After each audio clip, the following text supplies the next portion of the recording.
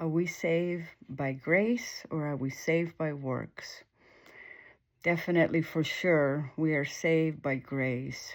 There's no action any human being is doing or has done that God can look at and say, oh, they're deserving of me. When God looks down at the earth, all he sees is violence and corruption and murder. God sees us in our stage of selfishness and greed and ignorance. So he made a way for us. That's what grace means. He made a promise of salvation, and he has made way for us. He has remembered his promise with the forefathers, and by the blood of his son that he shed on the cross, by that blood, God sees us redeemed. Salvation means redemption. It means we were once kicked out of the house, and he paid a price for us to have the right to go back to that house and be part of his family. So when he sees us through the blood of Jesus, he sees us as someone paid the price for you. You're welcome back.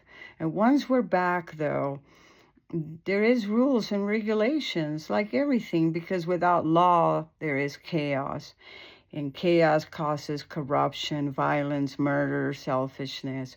So yes, once we are back in the house, filled with his spirit, loving on him, loving on one another, we become obedient to him and his commandments.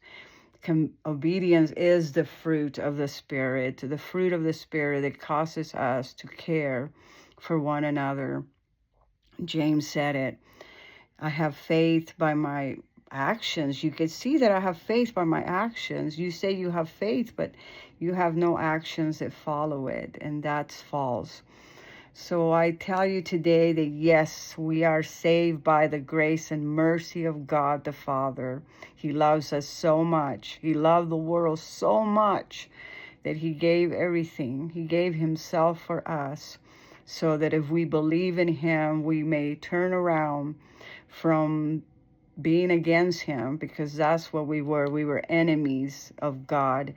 And when we hear about Jesus Christ, when we hear about Yeshua, we turn around from being his enemy and we become a new creation. And that new creation is what he wants. He wants us to be different. He wants us to love him above all things, and he wants us to love each other. Shalom.